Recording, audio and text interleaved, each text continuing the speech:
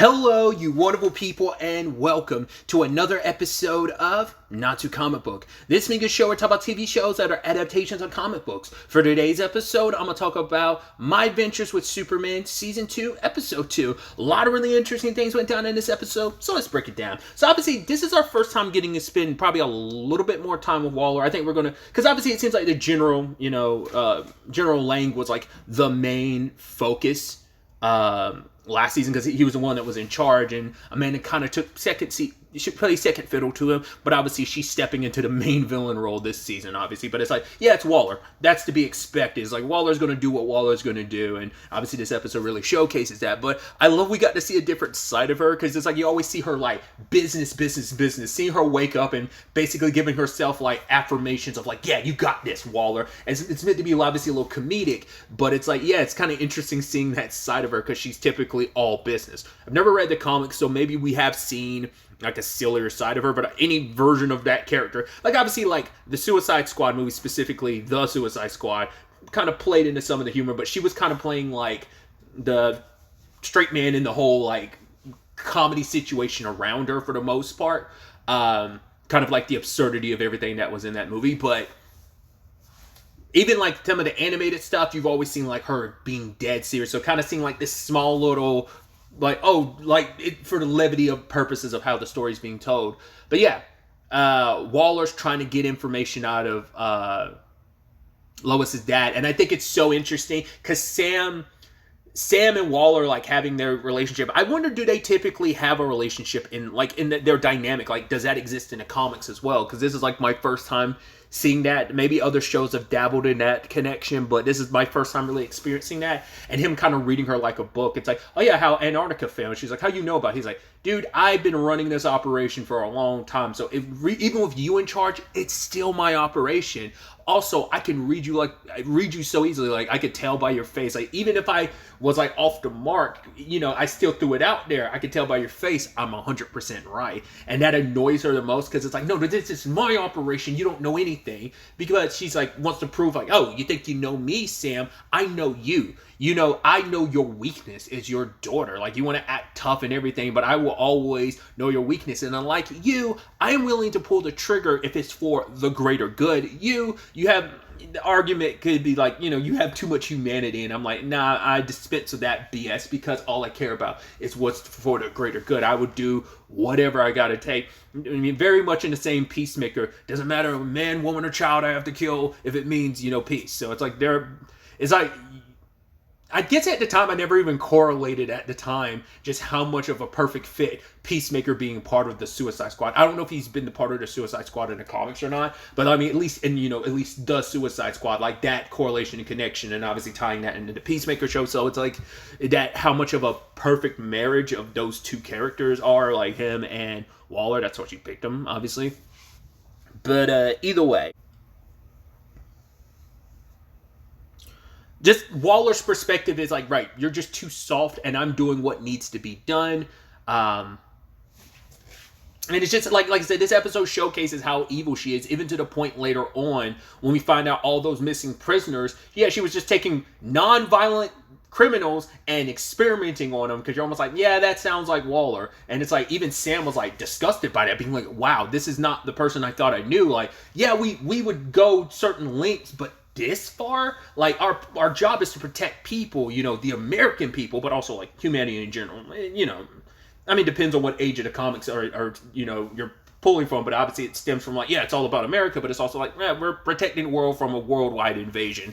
So obviously they were there on day zero, and they've had camaraderie before them, but it's also like we're bound by this traumatic like event that kind of morphed us into the people we are today. Problem is, Waller went deeper down that dark path than Sam did, because at least Sam could, like, yeah, he does some things that's not great, but he can at least, just like Waller, she can justify it, because it's like, yeah, it might not be, got to crack a few eggs to make an omelet. You need to crack a few eggs type of situation. So, but yeah, like, she was experimenting on non-threatening people and just like non-violent criminals who were just there for other things. And it's like, I think that speaks on a larger volume of like, oh yeah, like she's like, yeah, no one's gonna miss you, no one's gonna notice that you're going. She picked people that no one, probably like people who didn't have a lot of family, except one of the people was like a Liberian who had a son who happened to run into Clark and Lois, was like, yo, could you help like get Superman to help look for my dad? So that's what started them on their investigation. So I think that's just, once again, just showing like, wow, Waller can be big yikes when it comes to Waller. But circling over to Lois and Clark, like he's once again broaching the conversation about helping her find her dad, and he's also trying to like bring up the whole element of, right, there's another thing going on, but you know, saving your dad once again takes more precedent. So I love when they go to the prison, and Lois's idea of like, oh yeah, like I'll get in there, I'll pretend to be like this rich billionaire, and you're my beautiful bodyguard. And you see Clark blushing in the back, and later he'd be like, oh, beautiful, that's you know, it's like, that's really sweet. No backstory was like, yeah, you're secretly in love with me, but you can't like reveal your feelings. I was like, that's so adorable. But Clark's like, yeah, we could just do this a simple way, and he grabs her, zooms into the prison, and she's like, actually, I don't mind this way either, because she's blushing because he's holding her in his arms. So I thought that was cute. But yeah, like all the prisoners were gone, and they found the secret elevator, and just like, oh wow, it goes down so deep, I can't even see the bottom. And Lois is like, huh? He's like, Lois, don't even think about it. She's like, what are you talking about? I wasn't even thinking. I didn't say anything. He's like, you're gonna jump down there. She's like, what? No. Why would I? He's like, I can literally see your foot itching closer to. She's like, what? I'm not gonna. And then jumps. He's like, oh boy, here she goes again. It's like, you really love jumping off stuff. And she's like, yeah, because I know you'll always catch me. I'm like, ah! Look at you two being so disgustingly adorable. I think this is all episodes also the first time maybe it came up last season, I don't remember. I think it might be the first time it's come up for Clark, where he ended up using his X-ray vision, and he's like, wait, I can't see through the wall. It's like, interesting. I think this might be the first time that's ever come up, which I'm like, have they studied his X-ray vision enough, or was that just happenstance of, well, because I was trying to remember, I was like, what element can his X-ray vision not see through? I had to look it up really quickly. It was lead. I could not remember that for the life of me, because I think what was kind of blocking my head is, I knew it was like, I couldn't remember what element it was, because I think what also messed me up was like the boys, because Homelander can't see through zinc, if I remember correctly. I think that's the only time that's ever come up, was like in season 1, just like that. There's like a whole thing around that, but I'm like, I think that's the only time they've ever mentioned like that's the one thing he can't see through, like the Superman parallel of like lead. So I was like, yeah, did they do that intentionally, or does like having a lead wall just like benefit the experiments and stuff that they're running at that facility? So, which is also, obviously it speaks volumes that like, oh yeah, like you obviously don't want to make a facility somewhere else where you have to transfer those prisoners. It's easier to do it when you literally have access to, like, you're working beneath the prison and, you know, making a secret base below it and stuff. So, Lois and Clark, well, the Superman, show up to save the day, which obviously our Sam wasn't too receptive of the rescue, because it's like, right, I didn't want you to find me, you putting yourself in danger. Wait, why Superman here? Where's that no good boyfriend of yours? You're like, oh boy, this is gonna be interesting. I get the feeling like it'll probably be by the end of this season that Sam finds out that Clark is Superman. Maybe, you know, it depends, because we haven't really had that dynamic in a minute, I don't think. I actually don't even remember Sam from, like, the Snyder movies. Was he really part of the Snyder movies at all? I don't remember. Because obviously, like, the Superman and Lois thing is like, well, they've been together for a while, so, like, at that point, yeah, Sam knows who Clark is, that he's Superman and stuff, but, like, this is obviously still early days, so I'm curious to see if they'll decide to keep that dynamic going, like, further in the future, or will it be something that kind of either, like, partway through the season or near the end of the season, he'll find out that. But it's like, yeah, that's a complicated dynamic, because it's like later on he chews Clark out, yeah, like, got to get close to this kid and find out why he didn't come with my daughter to such a dangerous place. It's like, oh boy, you're screwed now. I mean, he already didn't kind of like you already, because he also looks at you like, oh, you're not good enough for my daughter. Probably looks at him like, oh, you're too clumsy, you're too soft. But I remember, like, obviously Martha did not like that at all. It was like, how dare he talk about my baby boy that way? Like Mama Kent got very defensive last season, like, oh, that man sucks, not knowing how great my boy is, So that's so dope and interesting. But yeah, getting back to it, Sam didn't want Lois coming here. It's like, right, I wanted to keep you safe. I mean, Waller's already kind of got a target on you, knowing like you'll be an easy target to come after to get to me. But then it's also like, yeah, but also there's the element of you rush into things recklessly, Lois. You didn't come up with a plan and stuff. And then obviously this whole situation, the back and forth leads Clark to kind of step in, which he admits, it's like, your dad literally kidnapped and tortured me last season. So yeah, of course I'm going to be a little miffed, but more so than anything, it's like, he can have beef with me, that's fine. My biggest issue is I don't like the way he makes you feel small. Like, you're his daughter and he shouldn't like kind of push you down like that. It's like, you're an incredible person and he should recognize that. And that's all she ever wanted was her father's like recognition. And she could just, it's like, almost feels like she in her eyes feels like she's never good enough, And I think for Lois that means a lot. But this episode also presents kind of, I think obviously this is going to be a big season of, well, Lois and Clark had their ups and downs last season, but they're going to have it even more so as the complicated nature of, well, what Clark wants versus what Lois thinks, because, well, she's a little not too keen on a sign of like, oh yeah, like that thing that Clark gets this episode, the thing he's like, oh, if I use that signal thing, I'll be able to find my my cousin. But it's like, wait, you have a cousin out there and you want to summon another Kryptonian? And it's like, well, that's not too kosher. It's like, let's not forget, like, Lois had her reservations because she saw the multiverse Clark's Superman who were not good people. But she also came around to be like, but yeah, those are other Clarks. This is a Clark I know who he is, I know his heart. And for her, it's like, yeah, I know you, Clark. I don't know any other Kryptonian. 0 Day happened, plus like this cousin of yours, you don't know if she's good or bad. That could be an interesting twist to this. Like, once again, like, I mean, yeah, like Kara, we know, as the audience know, generally is good, but I mean, obviously, like, just like any hero, there can be like evil versions, but we also don't know, like, that might actually be the twist there. Like, maybe it's not Zod, maybe it's Kara, but once again, it depends on if they did the whole Phantom Zone thing. Maybe she got incorporated into Zod's army, and like, when Clark does find her, it's like, oh, we might going on a little Woman of Tomorrow where she has a little edge to her. She's not like the good person, and maybe she eventually does become one, or maybe she's good from the beginning, and just Lois has her reservations of like, oh, this is Clark's family, and Clark has issues with your dad, and your dad has issues with him, and now you have issues with Kara, but maybe Kara has issues. Like, I think that'd be an interesting dynamic where both sides, like the Kents and the Lanes, have beef to different respective people, So I think that'd be an interesting dynamic if they go down that route, but we'll have to wait and see. But there's still the possibility of Kara being like, maybe like evil, or maybe she was indoctrinated, because it's like, right, this is our people. She was a baby too, so she was raised with certain beliefs. I mean, that might also be the parallel they're going for of like, hey, Clark was raised to be a good person before finding out about his Kryptonian history, whereas all Kara could know is her Kryptonian history, and she hasn't spent time on Earth to be a better person. So it's like, right, I'm a Kryptonian all the way through, and that might lead to beef between her and Clark. Like I said, if they go down that route, it's going to be interesting to see. Like, but there are things they are potentially setting up here with that, But like I said, like, because also it's making Lois seem a lot more like her dad, who has his reservations. His issue is with other Kryptonians. Lois kind of has that same feel too, but she doesn't view Clark as that. But they've already set up the season to be like, do you have a problem with me not being human? Do you have a problem with me being human?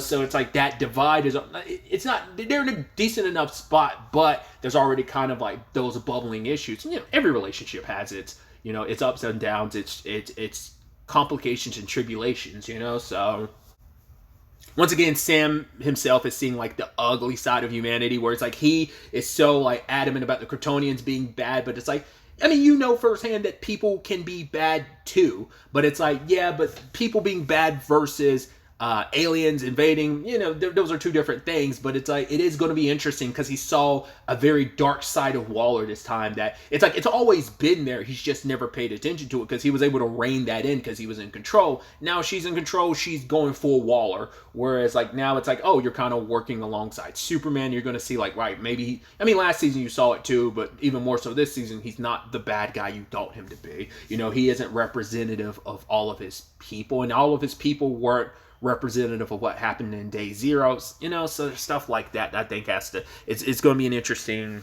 element to this season's storyline as well, along those plot line and threads.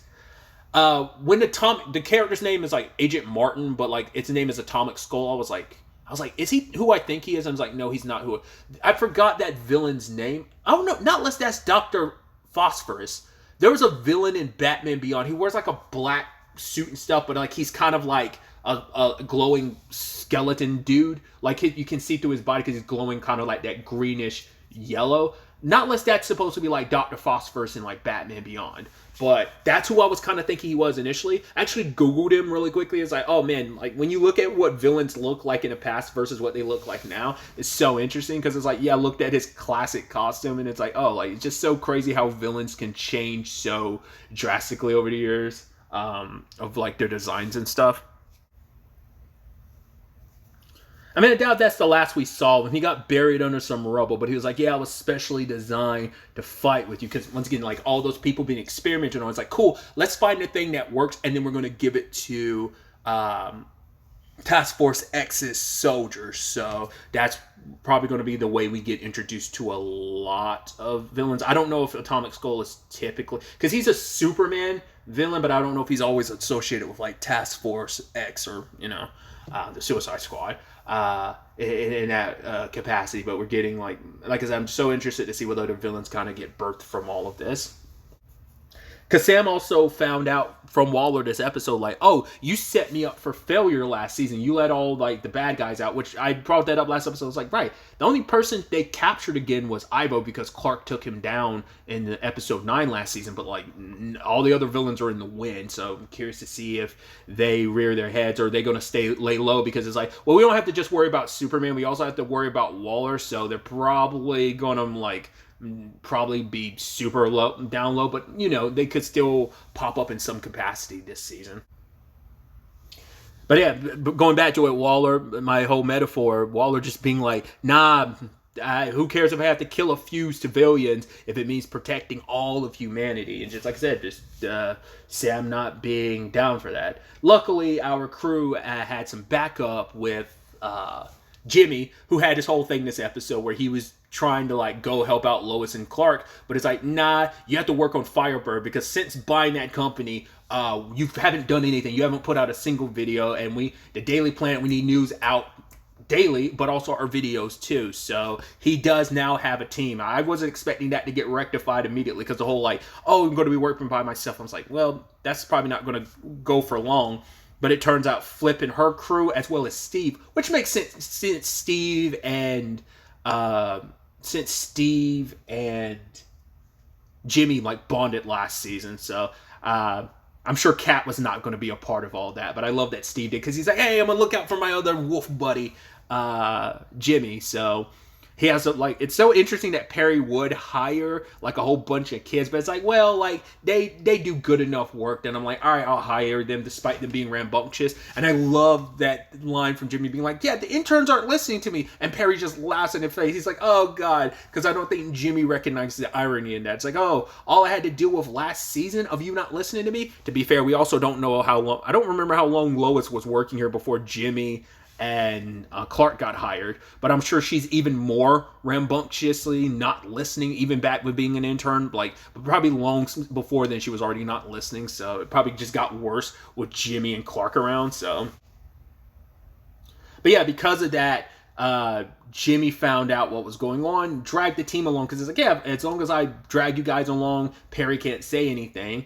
and it's like, well, I can't bring the kids to any dangerous situation, so you have to stay behind. So he buys a ship. Once again, we are buying a boat, which we see that number drop. And it's like, man, you are tearing through that money because now you went from like 4.3 that you had left, now you have like 3 point something. So I'm like, he's not going to have any of that money by the end of this season because he's spending it so frivolously. I mean, it serves its purpose, but I'm like, I hope because the plane wasn't even like he had buy the plane, he rented the plane. So I was like, well, it benefited him, to get to Antarctica, and obviously having the boat help, hey, we have all the space for the prisoners to kind of escape onto the boat, and also there was all these news helicopters too, so I think it benefited them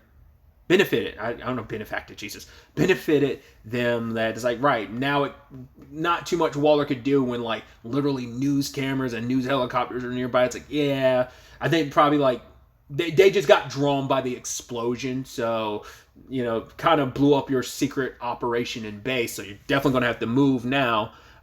Whoever she worked for was not too happy about her kind of screwing the pooch on this, but she gets some help at the end of the episode by, it's revealed to be freaking Lex, exactly what I thought. Once again, it's a very different interpretation of that character, which I was also thinking to myself, I'm like, amongst the stuff I've watched, I've never seen them work together, but I'm like, I don't know why that's never crossed my mind. I'm like, Lex and Amanda have had to work together at some point throughout all the years in DC. I mean, they've always seemed like, I guess in my head, they're two alphas of like, they seem like they'd always do their own thing, but it's like, well, to be fair, it's like Lex has led the Legion of Doom before, so it's not like that out of pocket. I didn't know that was actually making me think of that just because like the Legion of Doom and Lex and stuff made me think about the Harley Quinn cartoon, where I was like, hasn't Amanda Waller's never popped up in that, has she? You think she would with everything that goes on there. I mean, has she really never popped up in Harley Quinn? I don't think she has. I never crossed my mind until now to think about that. Maybe she has made like a non-voiced appearance and I'm just not remembering or something. Or maybe she did pop up and I just don't remember. Either way. But yeah, it's like those two are in such a lane that like they're a lane on their own. But it's like, yeah, Lex works with other supervillains, and it's like, well, Waller's not a villain. She's the biggest anti-hero you can get. But I mean, she's in the lane on her own despite everything. But it's like the two have a lot of commonality. So finding out that Lex is going to be working under her is going to be really interesting. But I mean, they share a lot of the same hate. For like, oh, let's protect this world, kind of a little maniacal on both our own parts, but we also hate Superman, so it's like, oh yeah, we have so much in common. So, once again, very different Lex. Like I said, he's kind of got that swarmy element to him. This version of Lex is going to be interesting, so not unless we eventually get to the point where he ends up taking over the operations of like Task Force. I don't see that happening, but obviously he's biding his time, like wanting to protect this world, trying to protect it from Superman. So it's like Jimmy kind of inspired Lex to kind of go his own route, and he ended up inadvertently pushing him down.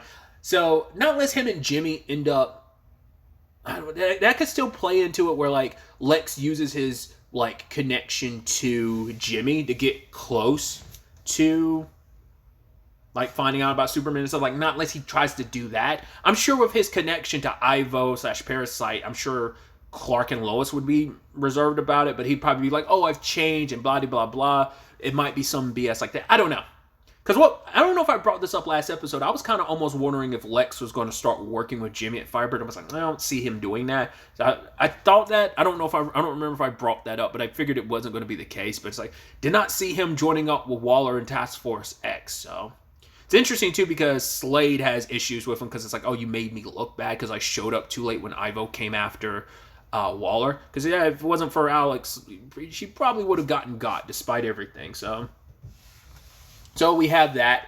Plus, once again, Lois trying to...